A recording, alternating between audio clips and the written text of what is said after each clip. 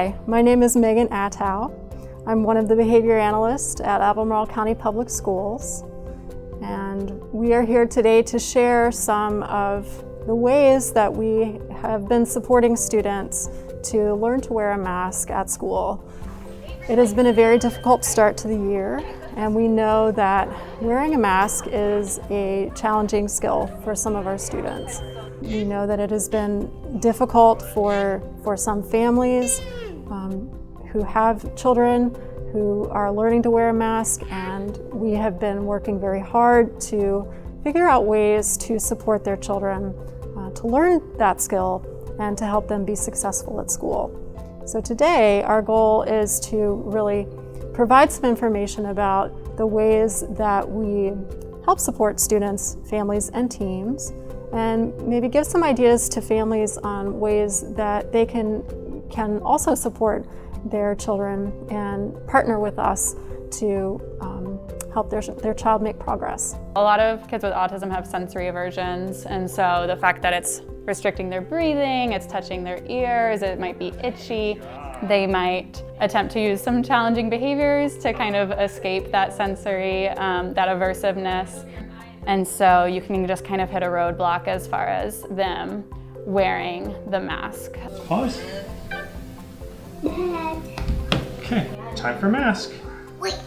It's been a real challenge. It's No. been very, very hard for Luke to do. He does not do it very well, and even when we have to, he won't keep it on for very long right now. So it limits the ability to go out and go different places.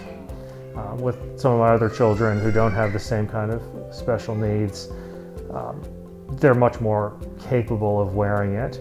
Due to COVID-19 and the varying mask mandates, this skill of wearing a mask is ever more important in order for your child to be able to experience social, community, and educational settings. To reduce these aversions, a procedure called desensitization can be used. In a desensitization, a child is exposed to an aversive stimulus for increasing amounts of duration or intensity. Here is a general procedure that can be individualized to your child to teach them how to tolerate wearing a mask. In this video, you'll see the student Luke and his therapist Taylor working on the desensitization procedure with him. All right, Taylor, so we're gonna take baseline. We'll start at step 1, which is just holding it within 1 foot of his face, and you'll say good and mark your data sheet with a plus. Okay, sounds good. All right, Luke, time for mask. Good. Awesome. Luke. We'll do that again, but 6 inches in front of his face. Time for mask. Good, Luke. Awesome, Taylor. And then 3 inches. Time for mask. Good. Good job, buddy. All right, the next one's touching his face, covering slightly one cheek, and then remove it immediately. Okay, should I loop it around his ear? Just Not yet. okay. Good ask. All right, time for mask. Good job. Nice, Luke.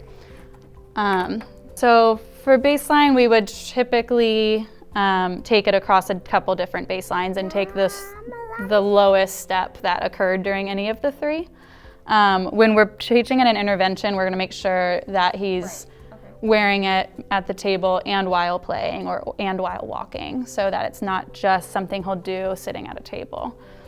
So the next ones are going to be all the same of how you put it on and where it's sitting. It's just going to be increased time criteria. So mouth and nose for 10 seconds. And so basically you're just kind of rewarding that they are tolerating higher and higher steps of that. So that's the main technique that we're using. And then just sometimes like isolating a reinforcer, which would mean a reward.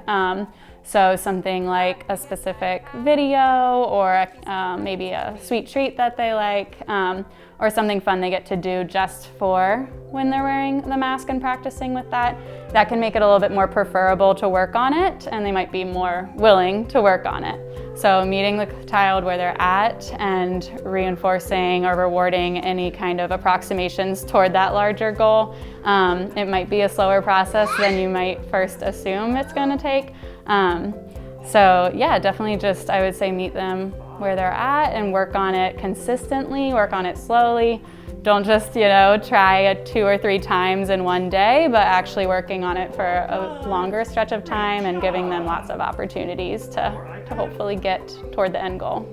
And we want to build toward that skill slow enough that we're not causing the student to become full of anxiety about wearing a mask and refuse to wear it at all. So we're going to build on the skill of 3 seconds until we get to the point of wearing it for an hour or 2 hours.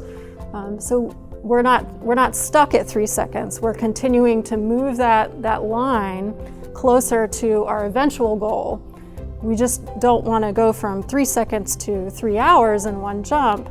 That would be a little too abrupt for most people. So we want to ease into it to meet our goal and help everybody be successful. These strategies really apply to any child. So if your child is experiencing difficulty wearing a mask, please don't hesitate to reach out to your school principal for assistance.